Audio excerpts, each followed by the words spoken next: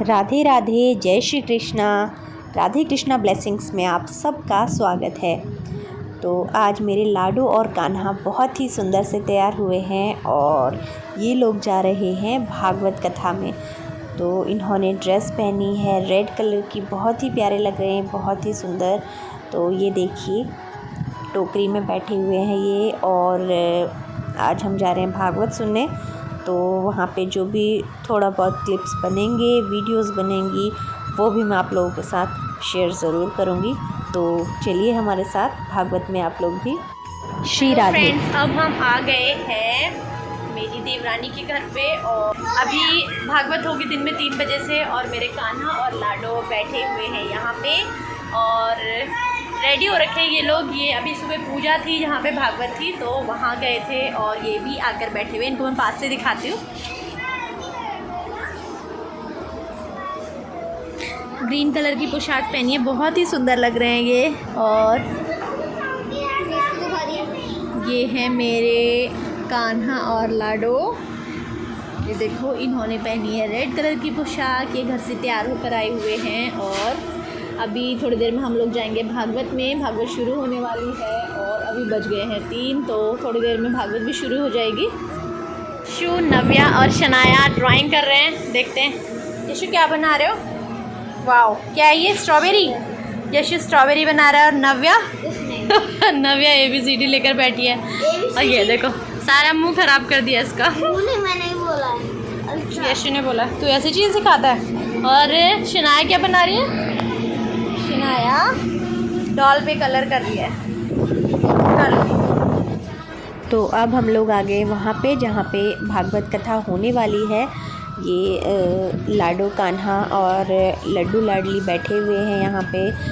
तो इसके पीछे से लगाया है तुलसी का गमला जिसके नीचे ये बैठे हैं, बहुत ही प्यारे लग रहे हैं। और ये पीछे साइड जो है ये है व्यासपीठ, जहाँ पे व्यास जी बैठकर भागवत कथा सुनाएंगे। और जो भी भागवत कथा मतलब वीडियोस बनेंगे, पूरा तो नहीं बन पाता है, थोड़े बहुत जो भी बनेंगे वो क्लिप्स मैं आप लोगों के साथ शेयर करूँगी। तो वीडियो में बने रहिए और पूरा भागवत कथा ज़रूर सुनिए, जो भी बनेगा वीडियो। राधे।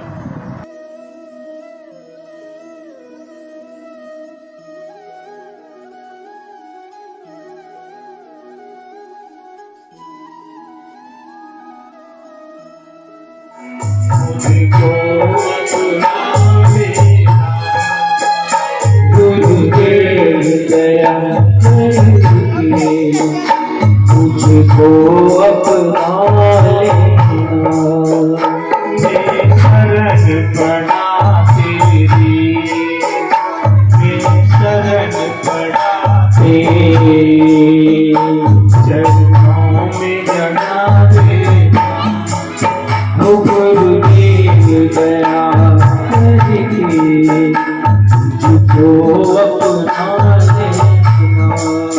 ताली बजाते हैं मेरे भाग से। जय हो।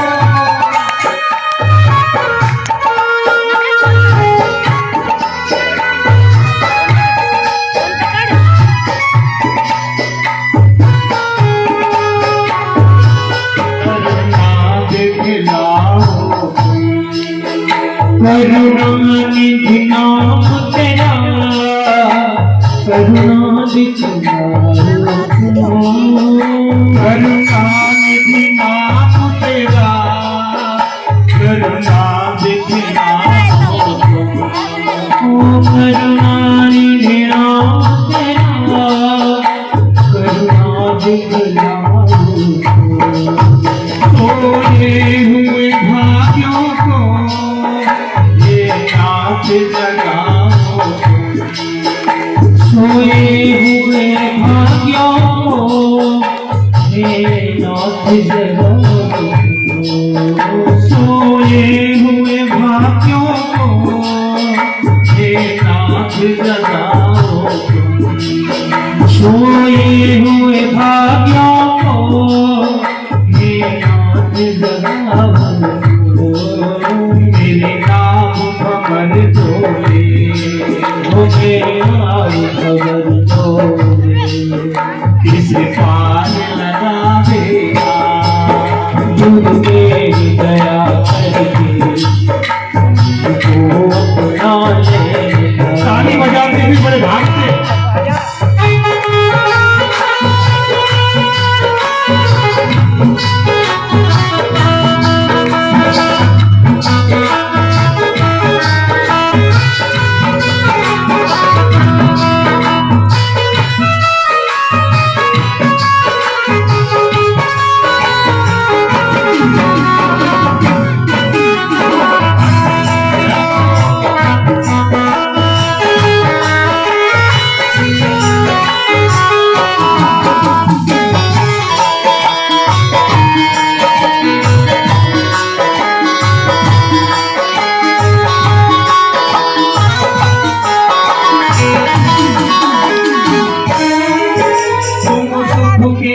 सागर हो, निर्धन के सहारे हो।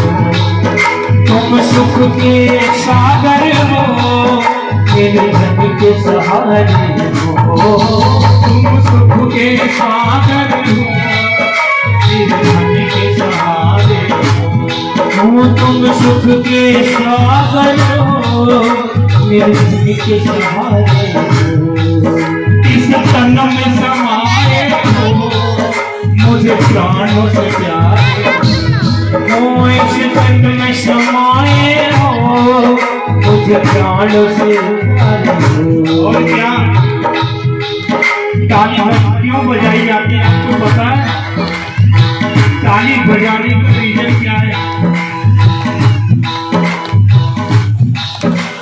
ताली बजाने से ना जितने भी हम पाप करते हैं वो सब नष्ट से दूर हो जाते हैं। किसी ने पूछा महाराज वो पाप यहाँ से कहाँ जाते? बड़ा सुंदर जवाब दिया, माला जपू तेरी और माला जपू तेरी, माला जपू तेरी और माला जपू तेरी। कहीं देर से बुलावे गुरु दया करती, वो अपना ले गुरु दया गुरु दया करती, वो अपना लेना।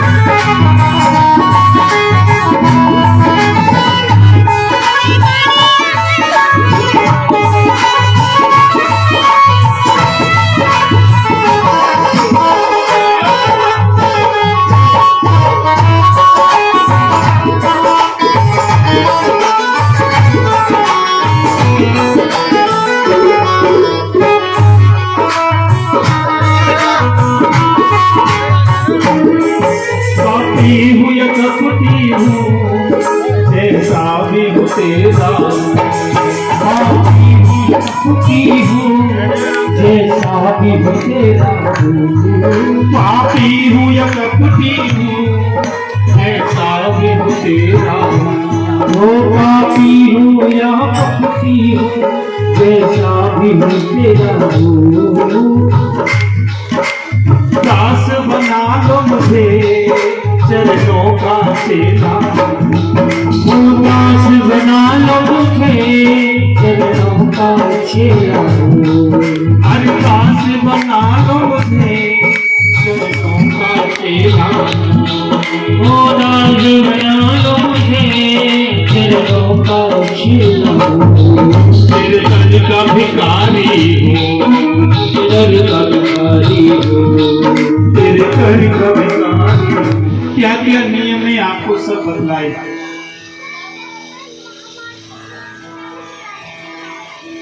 कि जन्मांधस्य यतोऽन्वयात् कर्ता चार्थे सुविज्ञस्वरा।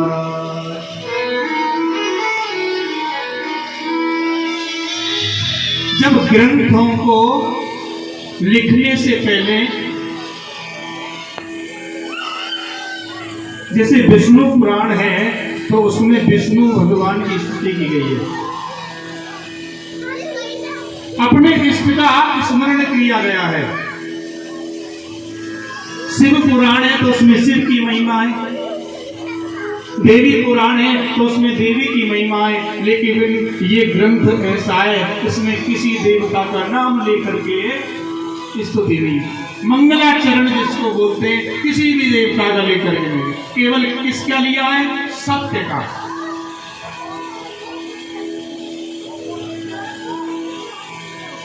कि जन्मांधस्य यतोऽन्वयात् कर्ता चार्थे सुविज्ञस्वरात् तेने ब्रह्म हृदयाय आदि कवये मुह्यन्ति यत् सूरया। सत्य का परिभाषित किया है। वेद व्यास भगवान बताना चाहते हैं कि हमको जीवन में सत्य को ज्यादा अपनाना चाहिए। परमात्मा कैसा है? स्वराट, स्वयं प्रकाशवान, सूर्य चंद्रमा से उनको रोशनी लेने की आवश्यकता नहीं पड़ती, वो स्वयं उनको प्रदान करते हैं। भागवत जब प्रारंभ होती है तो सत्य से होती है, और जब भागवत का मध्य बीच आता है तो उसमें भी सत्य, सत्यम व्रतम सत्य व्रतम च सत्यम, सत्यम च योनि निहितम च सत्यम। और भागवत का जब विराम होने के लिए आता है ना, उसमें लास्ट में भी सत्य की उपासना है, सत्य ही है। अभी नहीं खाते, अभी कृष्ण भगवान की बोल रहे हैं। पहले भी सत्य था, अब भी सत्य है और आगे भी सत्य रहेगा।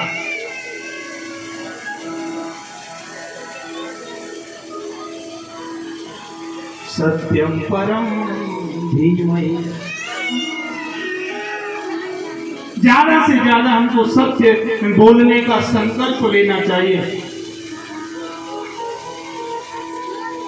लेकिन महाराज बड़ा दुर्भाग्य है, व्यक्ति केवल झूठ ही खाता है। सत्य से बढ़कर के कोई दूसरा धर्म है ही नहीं।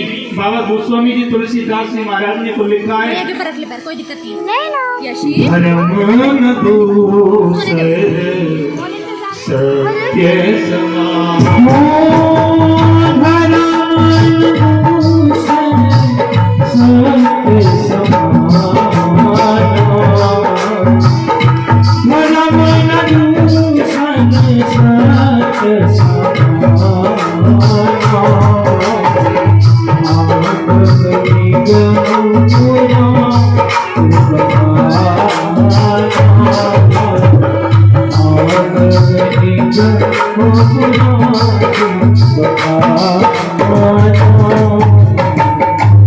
धर्म से बढ़कर के कोई दूसरा सत्य है ही नहीं, और असत्य से बढ़कर के कोई दूसरा अधर्म भी नहीं है।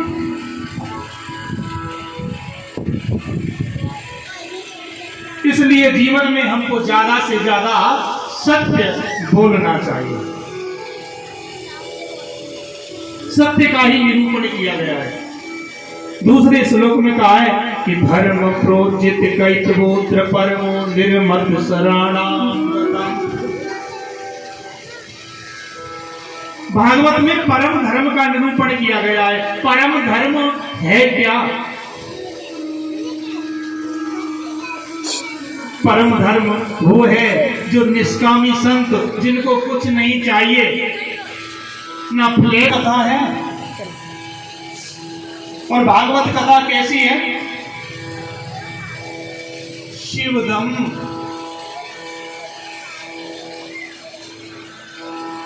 शिवदम माने शिवम कल्याणम ददाती इति शिवदम,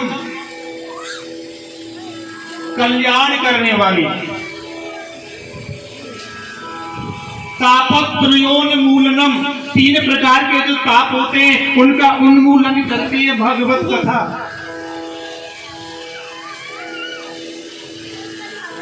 जाने अनजाने में व्यक्ति से 6 पाप प्रतिदिन होते हैं।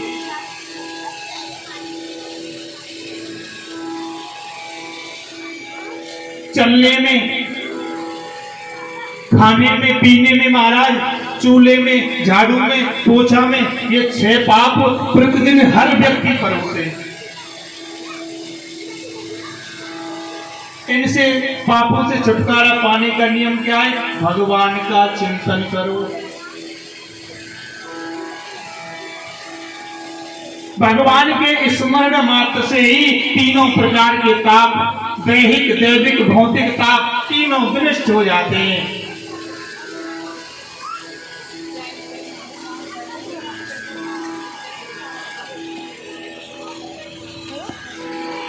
भागवत कैसी है?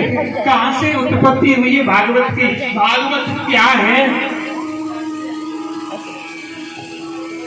कि निगम कल्पतरोर्गलितं फलम् सुखमुखाद द्रव्य संयुतम्। निगम कहते हैं वेद को। आप समझो एक वृक्ष है बहुत बड़ा, उस वृक्ष की बहुत शाखाएं, हजारों शाखाएं, करोड़ों पुष्प लगते हैं, फूल लगते हैं, लाखों फल भी आते हैं, लेकिन जड़ तो एक ही है। निगम कहते हैं वृक्ष को, वेद को। उसका जो पका पकाया फल है ना, वही श्रीमद् भागवत महापुराण है। तो उसको क्या करें? वो फल कैसा है? बहुत मीठा है कि सुख मुखाद द्रव्य अमृत संयुतम। सुख कहते हैं तोता को। भैया ध्यान दो, राधे राधे बोलना पड़ेगा। सुख कहते हैं तोता को। तोता जिस फल में अपने मुख को लगा देता है ना, वो फल कभी खट्टा नहीं हो सकता। या तो आप समझो तोता उसी को झूठा करता है, वो स्वतः ही मीठा होता है। कैसा है वो फल? बहुत मीठा, रस से भरा हुआ, अमृत से भरा हुआ। पिबत भागवतम रसमालयम। क्या करे? उसको पियो। किसी ने प्रश्न कर दिया, महाराज भागवत तो पी नहीं जाती, सुनी जाती है, अब पीने की बातें करते हैं। कर्ण रूपी कानों को दोना बना करके करने के लिए गंगा जी में उतरे। हो सकता है भगवान की ऐसी कृपा हो जाए, पैर फिसल जाए और आप बह जाए। लेकिन ये ज्ञान गंगा ऐसी है, आपका न पैर फिसलेगा न कुछ होगा। जितनी आप इसकी गहराई में जाओगे उतना ही आपका जीवन धन्य हो जाएगा। ये है भागवत महापुराण।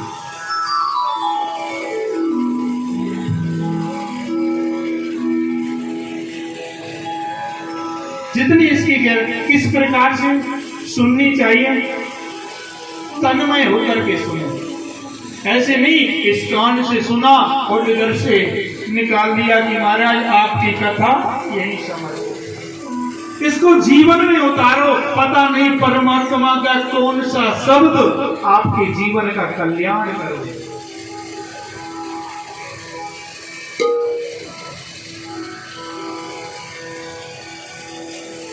महाराज तन्मय होकर के कैसे? और 40-40 किलो की दोनों मूर्ति बनाई महाराज। एक जैसा सांचा बनाया उनका, एक जैसा नक्शा बनाया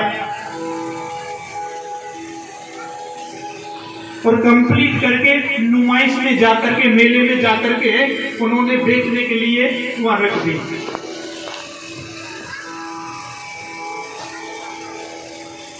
वहां पर बहुत लोग आ रहे थे, उन्होंने देखा भैया मूर्ति बड़ी सुंदर है। कितने संत जा रहे थे, संत ने देखा भैया बड़ी भीड़ लगी हुई है, जाकर के देखना चाहिए। संत भी वहां पहुंचे। संत ने कहा भैया मूर्ति बड़ी सुंदर है, कितने पैसे किए? मैंने महाराज 1 लाख रुपए की मूर्ति है और दूसरी 1000 रुपए की है।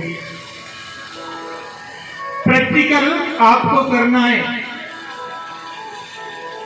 कौन सी असली है कौन सी नकली है। संत भगवान ने क्या काम किया? एक सूतली ली, धागा उन्होंने पहली मूर्ति के अंदर डाला। महाराज इस कान से डाला, इधर को वो निकल गया। और दूसरी के अंदर जब डाला, इस कान से डाला तो वो इधर से नहीं निकला महाराज, वो सीधा हृदय में चला गया। मानी भैया ये 1 लाख रुपए की मूर्ति है और ये आपकी 1000 रुपए की मूर्ति है। यही सच्चे श्रोता वही है जो इस गान से हृदय में कथा को उतार ले। ओम ओम ओम भोलेनाथ कथा को श्रवण कर रहे सुना रहे थे। जैसे ही 6वें दिवस की कथा प्रारंभ की,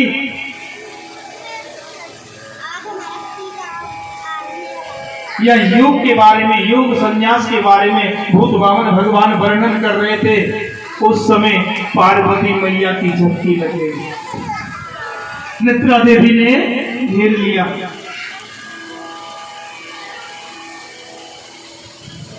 जब पार्वती मैया को निद्रा देवी ने घेर लिया, अब ओम ओम का जो शब्द करती थी मैया, उच्चारण करती थी, वो बंद हो गया।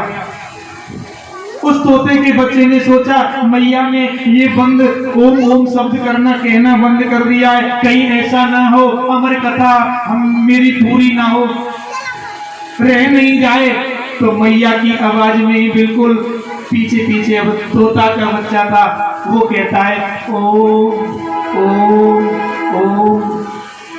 भोलेनाथ ने संपूर्ण कथा को सुनाया। 7वें दिवस की जब कथा हो गई, कथा न होने के बाद में पद्मासन पर महादेव अमर कथा श्री कृष्ण चंद्र की सुना रहे प्रपुराण। उमा के पड़ गए सोता, मोकरा गए तोता। उमा के पड़ गए सोता, मोकरा गए तोता। वो पद्मासन पर महादेव जी बैठे आसन पद्मासन पर महादेव जी बैठे आसन। अमर कथा श्री कृष्ण चंद्र की सुना रहे प्रपुराण। उमा के सोता, मोकरा गए तोता। उमा के पड़ गए सोता, मोकरा गए तोता।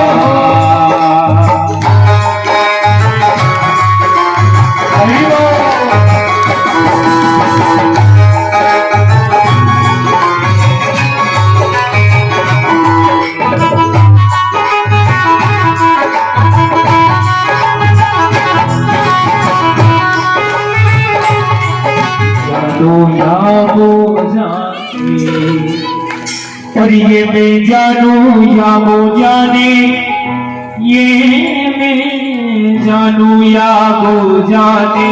मोहन से दिल को लगाया है, मैं जानू या वो जाने। दिल को लगाया है, जानू या वो जाने। मैं जानू या वो जाने, ये मैं जानू या वो जाने। जानू या वो जाने, जानू या वो जाने। छलिया से दिल को लगाया है, या वो जाने। छलिया से दिल को लगाया है, जानू या वो जाने।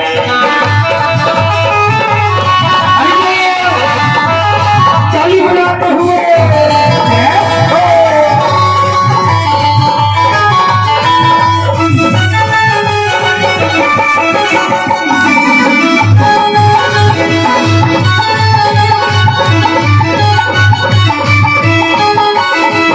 हर बात निराली है उसकी, हर बात में है एक टेढ़ापन। हर बात है उसकी, हर बात में एक टेढ़ापन। हर बात निराली है उसकी, हर बात में है एक टेढ़ापन। निराली है उसकी, हर बात में एक टेढ़ापन।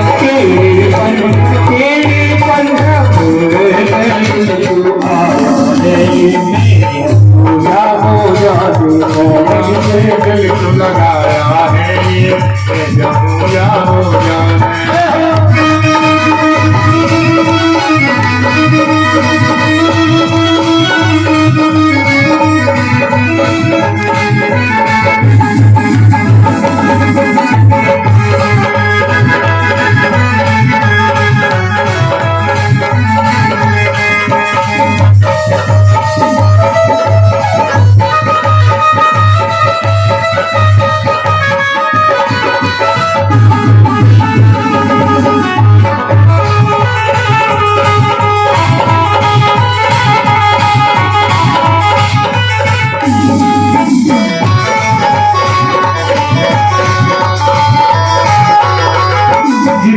दिल में तुझे याद किया उतना जग में बदनाम किया, उतना दिल में बदनाम किया, उतना दिल में बदनाम किया, इतना दिल में तुझे याद किया उतना जग ने बदनाम किया, उतना जग ने बदनाम किया, उतना जग ने बदनाम किया।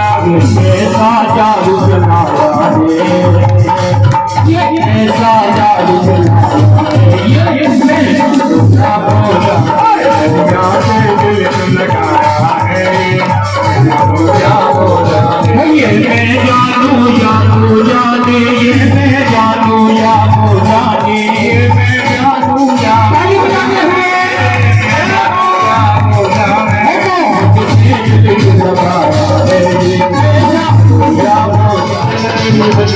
ये मिलता भी है वो मिलता भी नहीं, नजरों से मेरी हटता भी नहीं, नजरों से मेरी हटता भी नहीं, नजरों से मेरी हटता भी नहीं। ये कैसा जादू चलाया है, ये कैसा जादू चलाया है, जादू जादू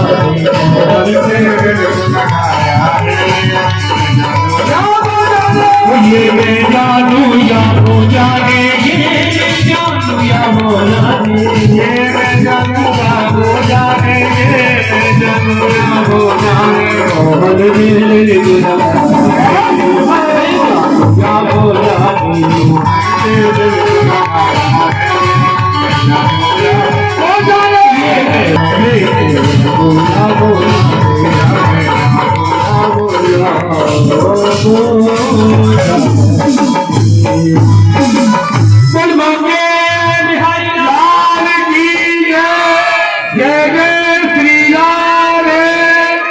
सुनाई मैया को निद्रा देवी आई गई थी, पीछे पीछे तोता फुकारा बन रहा था, ओ ओ ओ। कथा जब पूर्ण हुई तो कथा पूर्ण होने के बाद में जयकारा लगाते ना, जैसे ही भोलेनाथ ने जयकारा लगाया, बोलिए बांके बिहारी लाल, जैसे ही जयकारा लगाया मैया के नेत्र खुले। मैया ने कहा स्वामी फिर क्या हुआ, आप संन्यास के और वैराग्य के बारे में बता रहे थे, फिर क्या हुआ। भोलेनाथ कहने लगे देवी मेरी कथा तो पूर्ण हो गई, आप कहा, आपने कथा श्रवण नहीं की। देवी बोली पार्वती मैया स्वामी क्षमा करें, थोड़ी देर के लिए मुझे निद्रा देवी ने घेर लिया था। फिर भोलेनाथ कहने लगे एक बात बताओ, जब आपको निद्रा देवी आ गई थी तो पीछे पीछे ये ओम ओम ओम कौन कह रहा था। जैसे ही भोलेनाथ ने देखा सुख का बच्चा तोता, भोलेनाथ को क्रोध आ गया। भोलेनाथ ने कहा कि कथा श्रवण करना कोई बुरी बात नहीं है, लेकिन इसने पीछे से कथा को श्रवण किया है। कथा पीछे से नहीं सामने बैठकर श्रवण की जाती है। इसने ब्रह्म विद्या की चोरी की है, मैं इसको नहीं छोड़ूंगा। महाराज भोलेनाथ ने अपना त्रिशूल उठाया और उस सुख के पीछे दौड़ने लगे।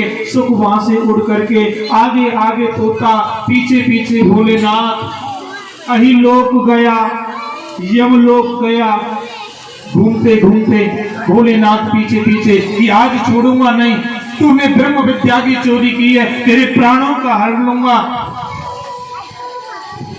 और जैसे ही तोता बद्रीनाथ धाम पर होकर के जा रहा था, वहां पर रहते हैं वेद व्यास जी महाराज।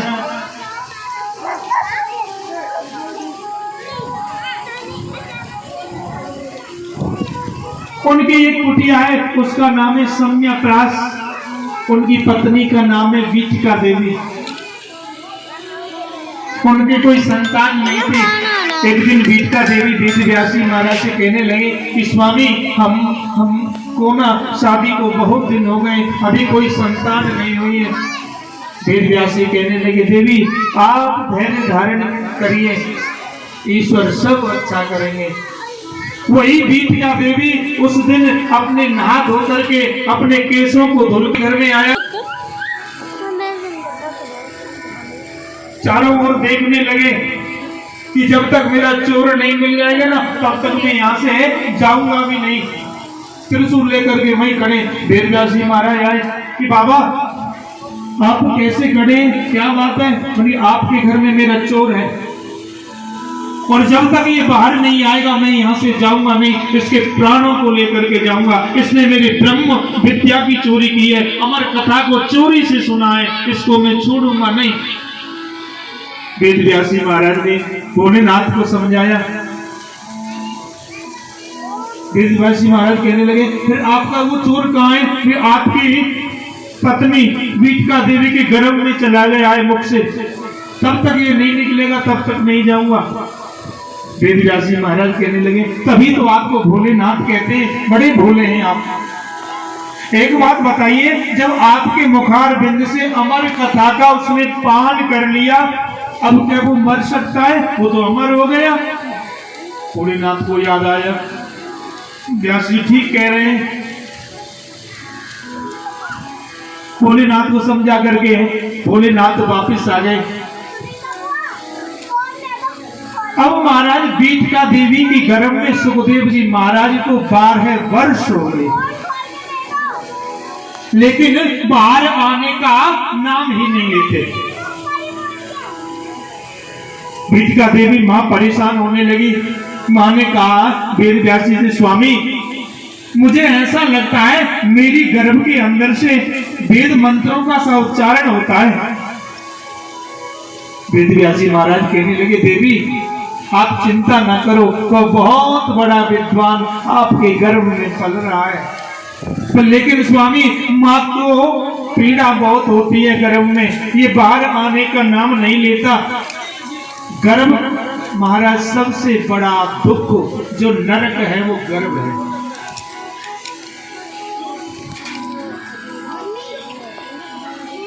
जिस गर्भ की सब लोग सराहना करते हैं, बुराई करते हैं, सबसे बड़ा नरक केवल गर्भ है।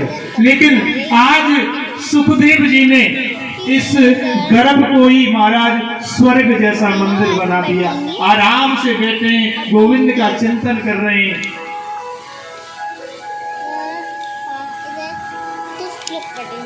जब बालक गर्भ में आता है, बैतरणी बोलते हैं इसको, बैतरणी।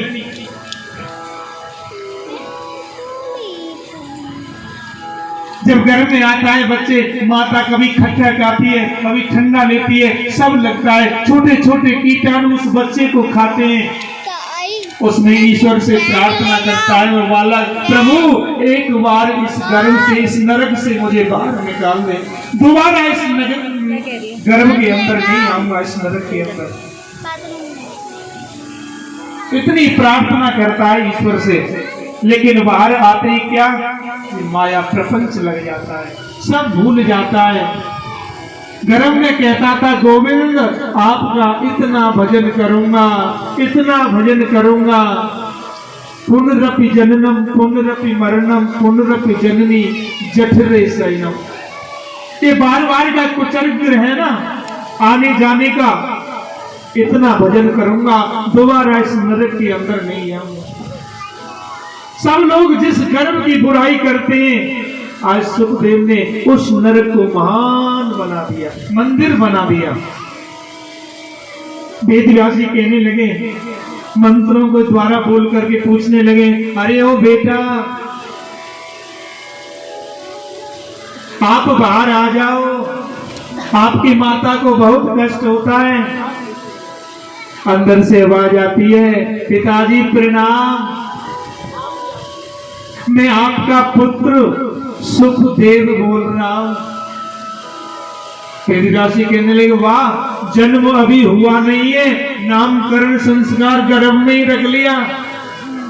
मैंने पिताजी सुख किसको कहते हैं? तोते को, और देव वेदव्यास जी का मैं पुत्र, तो सुखदेव। मैंने बेटा आपकी माता को बहुत कष्ट होता है, एक बार आप बाहर आ जाइए। सुखदेव जी मना करते हैं कि पिताजी मैं इस गर्भ से बाहर आना नहीं चाहता, क्योंकि अगर मैं बाहर आ गया तो ये कृष्ण की जो माया है ना, ये मुझको घेर लेगी। मैं फिर इस प्रपंच में पड़ जाऊंगा। मैं अच्छा गोविंद का जो नाम ले रहा हूं, जो जप चल रहा है, मैं आनंद से रह रहा हूं, मैं बाहर आना नहीं चाहता। वेद व्यास जी महाराज ने समझाया कि बेटा सुखदेव, आपकी माता को बहुत पीड़ा होती है। सुखदेव ने कहा कि पिताजी, अगर स्वयं श्री कृष्ण आकर के ये कहे ना कि मेरी माया मुझको नहीं लगेगी, तो मैं बाहर आ जाऊंगा। वेद व्यास जी महाराज ने श्री कृष्ण का ध्यान किया, गोविंद का। गोविंद वहां पर पधारे।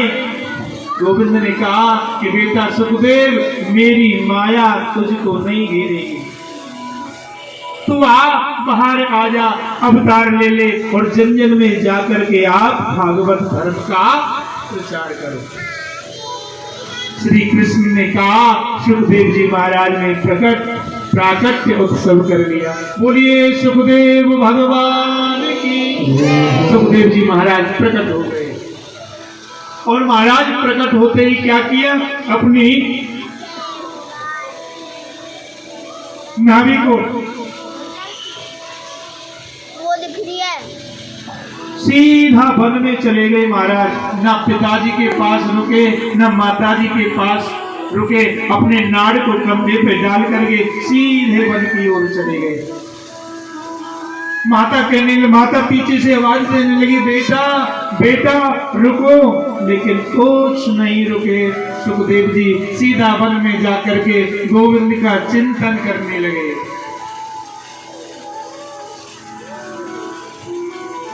ऐसे महान है सुखदेव, जिनको न नारी का पता, न पुरुष का पता, किसी का भेद का नहीं पता, नारी क्या है, पुरुष क्या है। एक बार जब वेद व्यास जी सुखदेव को लेने के लिए वन में गए, माता ने कहा, मुझे पुत्र की याद आ रही है, आप पुत्र को एक बार मैंने देखा भी नहीं है, ठीक से आप लेकर के आओ। वेद व्यास जी गए। वेद व्यास जी आवाज ना लगाने लगे, बेटा सुखदेव, बेटा सुखदेव। लेकिन महाराज कुछ आवाज नहीं आई। वृक्षों से जवाब मिलता है, अरे ओ वेद व्यास जी, एक पुत्र के लिए आप इतना विलाप कर रहे हो,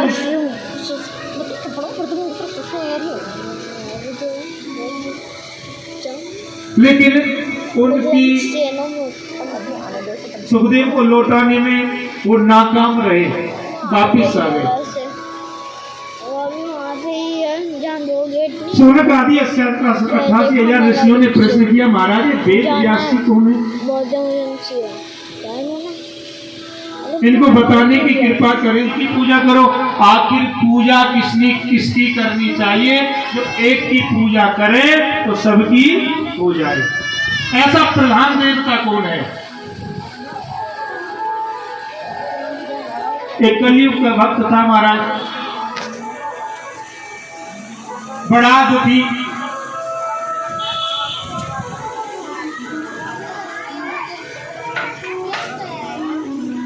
जब दुख ज्यादा होता है तो शंका का समाधान ब्राह्मण संत कर सकते हैं। ब्राह्मण के पास में गया कि भैया बहुत दिनों से हमारा काम खराब चल रहा है, एक बार देख करके बताएं।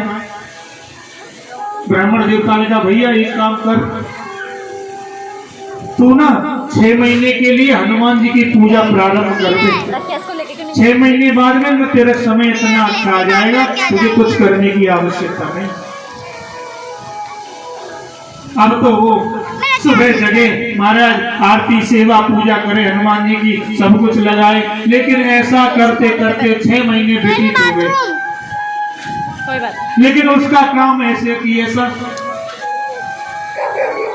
जब उसका काम नहीं बना तो वह दूसरे ब्राह्मण के पास में चला गया। उसने कहा, महाराज बड़ा दुखी हूं। एक ब्राह्मण के यहाँ गया था, उस ब्राह्मण ने बतलाया कि भैया हनुमान जी की पूजा करो, लेकिन 6 महीने में सब कुछ अच्छा हो जाएगा। महाराज और गांठ का चला गया, कुछ भी ठीक नहीं हुआ। उस ब्राह्मण ने कहा, भैया तूने बहुत बड़ी गलती कर दी है। अरे तुझे हनुमान जी की पूजा नहीं, आपको तो ना लक्ष्मी प्राप्ति करने के लिए देवी दुर्गा की पूजा करनी चाहिए थी। एक काम कर तू, अब वो देवी की मूर्ति लेकर के आ, दुर्गा जी की, उनकी 6 महीने पूजा कर, 6 महीने भी मत कर, 3 महीने में तेरी माया को बदल देनी काया कर। अब तो उसने हनुमान जी को उठाया, ऊपर टाड़ पे रख दिया, देवी की मूर्ति लगा ली, उसकी पूजा प्रारंभ कर दी।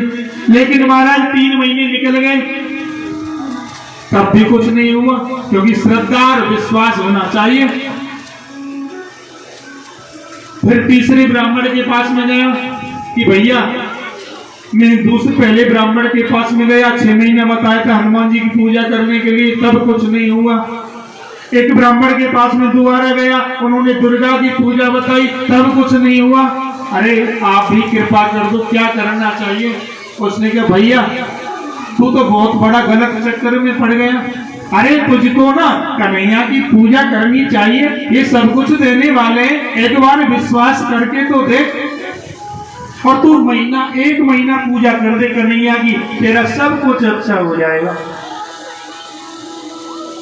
अब उन्होंने दुर्गा की मूर्ति को टाड़ पर रख दिया, अब तो कन्हैया की मूर्ति रख ली सामने, पूजा करने लगा। प्रतिदिन सुबह जगह भोग लगावे महाराज। कन्हैया की पूजा तो बड़ा विशेष है, ऐसी वैसी पूजा नहीं है महाराज, क्योंकि ये तो बाल भोग रबड़ी रसगुल्ला खाने वाले हैं महाराज।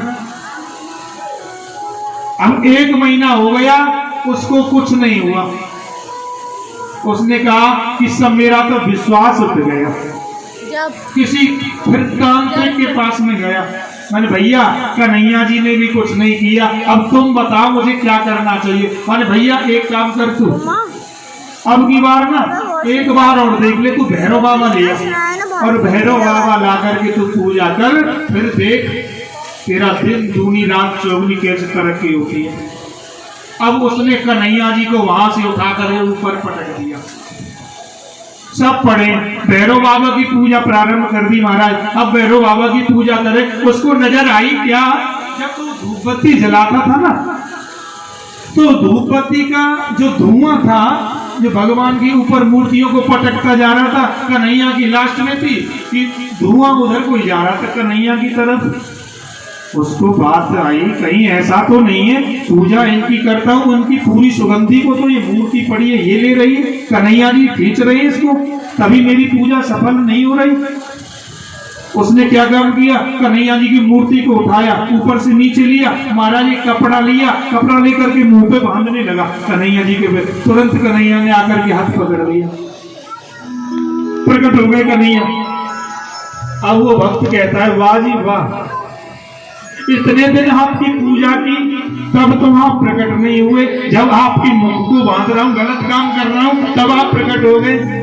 मैंने भैया तब आपको विश्वास नहीं था, आज आपको विश्वास तो आया कि आपके धुआं का सेवन मैं कर रहा हूं, मैं खा रहा हूं, आपकी सुगंधी को मैं ले रहा हूं, आज विश्वास आया है तो मैं आज ही प्रकट हो गया। बोलिए भक्तवत्सल भगवान की, विश्वास होना चाहिए।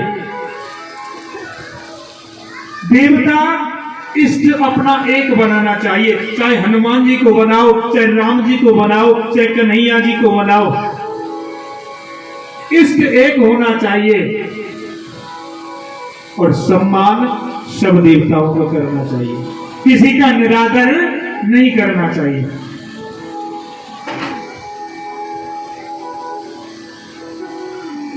एक साधे सब सदे, सब साधे सब जाए। अगर आपने एक को पकड़ लिया, ऐसा नहीं है आज कन्हैया जी है कल किसी और को बदले, नहीं, विश्वास परमात्मा के प्रति होना चाहिए। जिन भक्तों, जो भक्त ना भगवान के नजदीक होते हैं ना, उनके जीवन में थोड़ा कष्ट जरूर आता है, लेकिन परमात्मा उसके जीवन में अंधेर कभी नहीं करता। किसी ने प्रश्न किया महाराज, परमात्मा का जो चिंतन ज्यादा करते हैं वो सबसे ज्यादा दुखों को भोगते हैं, क्यों भोगते हैं, क्या कारण है? संत ने बड़ी सुंदर तरीके से समझाया कि बेटा सुनो, बोले भक्त वत्सल भगवान की जय जय श्री। दुख क्यों आता है? जो भगवान के नजदीक ज्यादा रहते हैं, भगवान की सेवा करते हैं। सुनो, एक गुरुजी के दो शिष्य थे।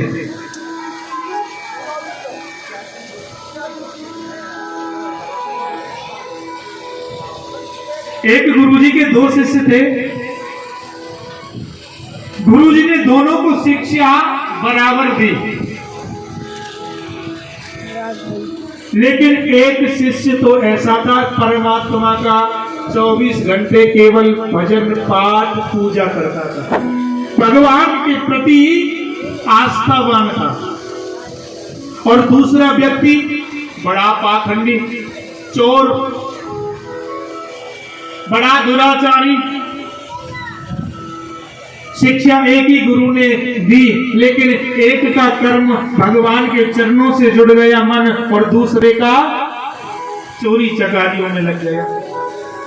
एक दिन क्या होता है, जो दुराचारी था, जो बुरा शिष्य था, जब रास्ते में गया तो उसको मारा, 4-5 किलो स्वर्ण मिला, सोना। उस सोने को लेकर के बड़ा खुश हुआ, उछल उछल के नाचने लगा। स्वाभाविक है, उसको स्वर्ण मिला है, सोना मिला है, तो उसको खुशी अपार थी। लेकिन जो दूसरा था ना, भक्त भगवान का, भगवान की पूजा करने के लिए पूजा बैठा, पूजा करने के बाद में फिर दोबारा पूजा के लिए बगीचे से पुष्प लेने गया। रास्ते में क्या हुआ, एक इतना बड़ा कंटक कील उस भक्त के चरण से नीचे से लेकर के ऊपर निकले आई। इतनी बड़ी पीड़ा, जबकि भगवान का पूजा पाठ 24 घंटे करता था। अब उस शिष्य को यहाँ पर संशय हो गया कि भगवान भगवान कुछ नहीं है, ये बेकार है भगवान को मानना। इससे मुझसे अच्छा तो वही है जो देखो कितने बुरे कर्म करता है, आज उसको 4-5 किलो स्वर्ण मिला है, सोना मिला है, उसको खुशी अपार है। मैं पूजा करने के लिए पुष्प लेने गया था, मुझको इतनी बड़ी पीड़ा भगवान ने दे दी। ये परमात्मा कुछ नहीं है। अब संशय जहां हुआ तो गुरु के पास में तुरंत आया, मैंने गुरु जी आज के बाद में ना मैं भगवान को कुछ नहीं मानता। गुरुजी ने कहा बेटा बात क्या है? मैंने देखो गुरुदेव, आपने शिक्षा जो दी मुझको भी दी, उसको भी दी, लेकिन आपने ऐसी शिक्षा मुझे दी, मैं भगवान के चरणों से जुड़ गया। और वो बुरे कर्म करता है, दिन भर चोरी करता है, चकारी करता है, मदिरा का सेवन करता है, मदिरा का पान करता है। आज उसको आज के दिन 4-5 किलो और सोना मिल गया। जो बुरे कर्म दिन भर करता है उसको इतनी बड़ी संपत्ति मिल गई, स्वर्ण मिल गया, और मैं भगवान की पूजा के लिए पुष्प लेने के जा रहा था, मुझको इतनी बड़ी पीड़ा, ऐसा क्यों? गुरु ने कहा बेटा इस बात पर संशय नहीं करना चाहिए, ईश्वर जो करता है ना बिल्कुल ठीक करता है। मैंने आज इसको स्वर्ण मिला है ना, सोना, आज उसका भाग्य इतना बुलंद था कि आज के दिन उसको राजा बनना था। उसके भाग्य में आज के दिन राजा बनना लिखा था, और आपके भाग्य में उसको जब 4-5 किलो सोना मिल गया केवल उससे संतुष्ट हो गया। लेकिन बनता राजा, उसके कर्म खराब थे, लेकिन थोड़े से स्वर्ण में उसको संतुष्टि करनी पड़ी। लेकिन बेटा आज के दिन ना तेरी मृत्यु निर्धारित थी, जो भगवान ने एक कंटक लगा करके उस मृत्यु को टाल दिया। मुझे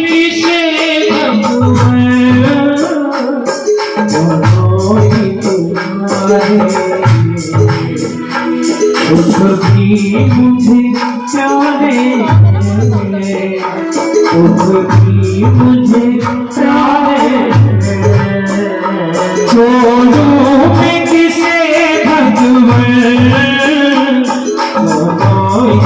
तुम्हारे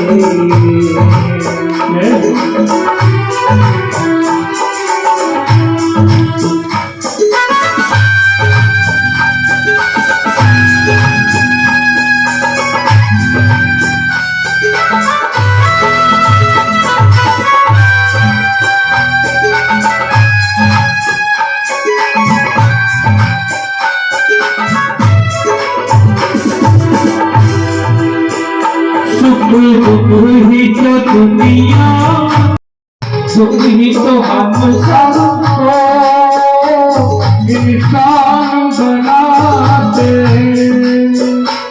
इंसान बनाते।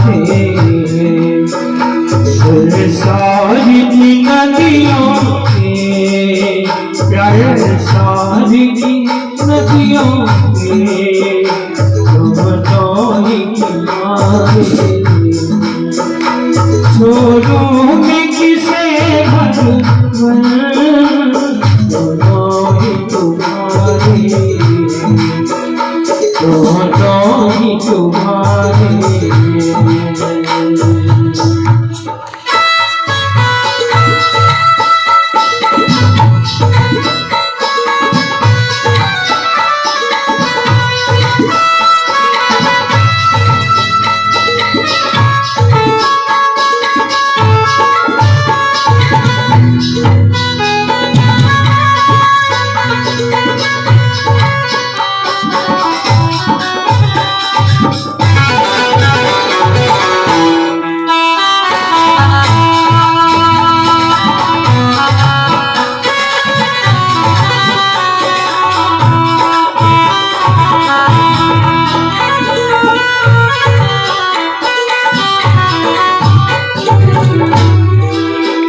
सुख में तेरा शुक्र करो, दुख में फरियाद करो, सुख में तेरा शुक्र करो, दुख में फरियाद करो, जिस तुझको ही याद करो, तुझको ही याद करो, यादों में तेरी मेरे, यादों में तेरी मेरे, ये गीत संवारे, छोड़ो में किसे भगवान, दोनों तुम्हारे, दोनों तुम्हारे, दोनों तुम्हारे, दोनों ही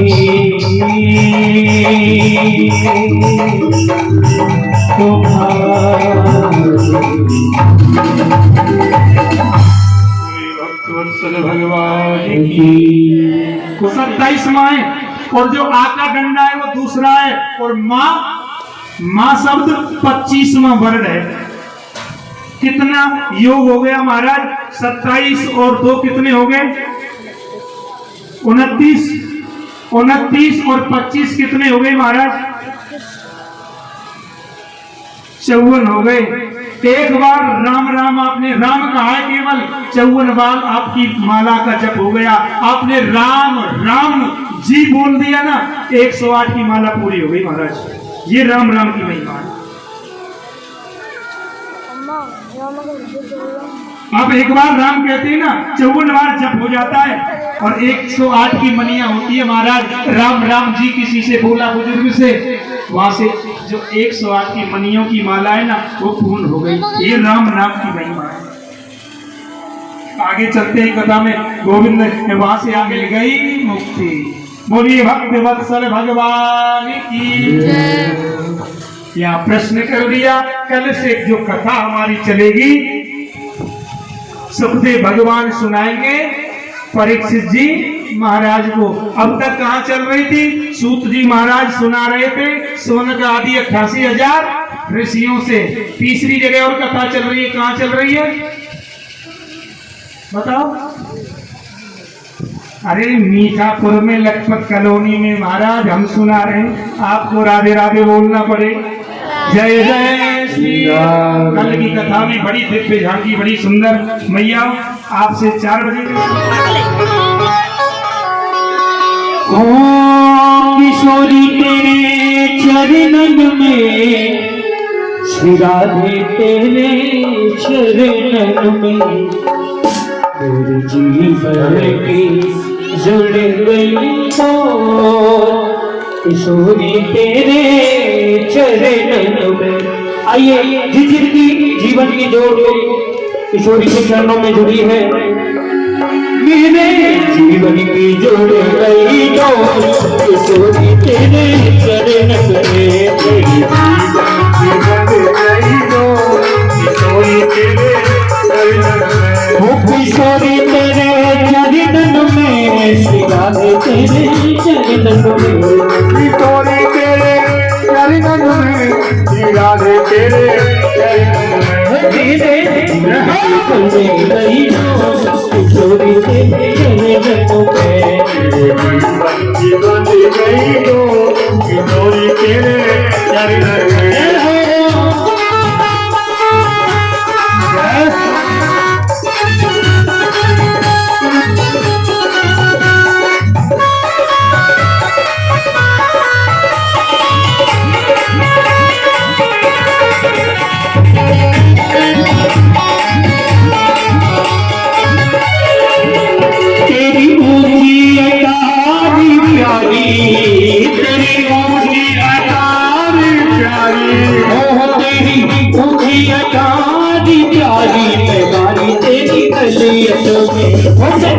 तेरी गलियत में, मेवानी तेरी गलियत में, तेरी पूरी यारी प्यारी मेवानी तेरी गलियत में, मेवानी तेरी गलियत में, मेवानी तेरी गलियत में,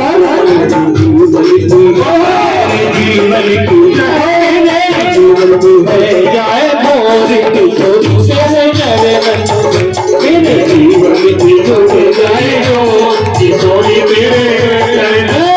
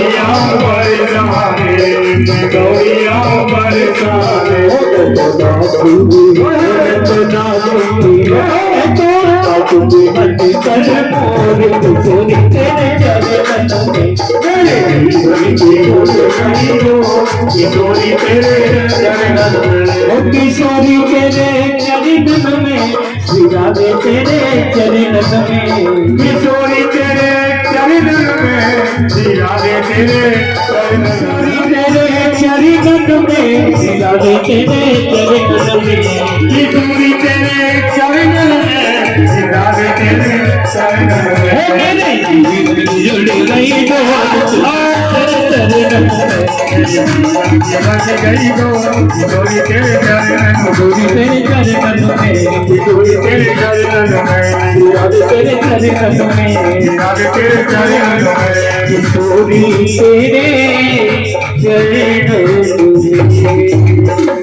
उतारो है गिरधर तेरी आरती, बेबसा तेरी मूर्ति, उतारो है गिरधर तेरी आरती, बसा तेरी मूर्ति, उतारो है गिरधर तेरी आरती, करुणा करो कष्ट हरो ज्ञान दो भगवान, अब मैं फंसी नाम मेरी प्यार को भगवान, करुणा करो कष्ट हरो ज्ञान दो भगवान, अब मैं फंसी नाम मेरी प्यार को भगवान। दर्द की दवा तुम्हारे पास है, दर्द की दवा तुम्हारे पास है, जिंदगी दया की नदी मांगती, मैं बसा कर तेरी मूर्ति, उतारो है गिरधर तेरी आरती।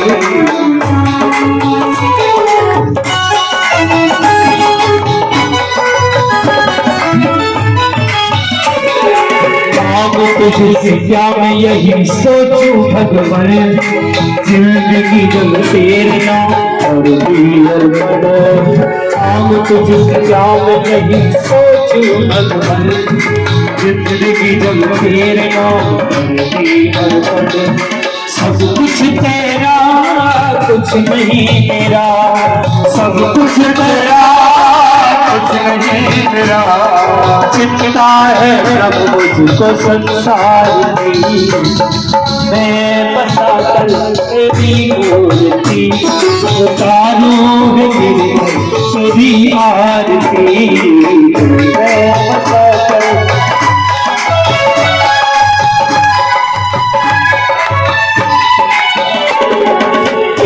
तेरी महिमा गाए संत धरे राम, नारद गुणगान कर तेरी महिमा गाए संत धरे राम, नारद गुणगान कर तेरे द्वार करते पुकार, तेरे द्वार करते पुकार। हम सब ब्रजवासी गाँव में तेरी आरती, हृदय बसा कर तेरी मूर्ति, उतारो है गिरधर तेरी आरती, हृदय बसा कर तेरी मूर्ति, उतारो है गिरधर तेरी आरती। कर्पूर गौरव करताम तारम उत्साह तारम तुझके द्वारम, सर्व संतम हृदयार बिंदे तम भवामी न चंद्रमा। तुम्हें बना संसार देगा, तुम्हें तुम्हें बड़ी प्यार तुम्हें तुम्हें देव हरे राम हरे राम राम हरे हरे राम हरे राम। हम लोग आ गए हैं घर पे और कल की भागवत जो है वो भी हम फिर से सुनेंगे और उसका भी वीडियो जो भी थोड़े थोड़े क्लिप्स होंगे वो मैं बनाऊंगी। तो मिलते हैं कल। धन्यवाद। हरे कृष्णा। राधे राधे।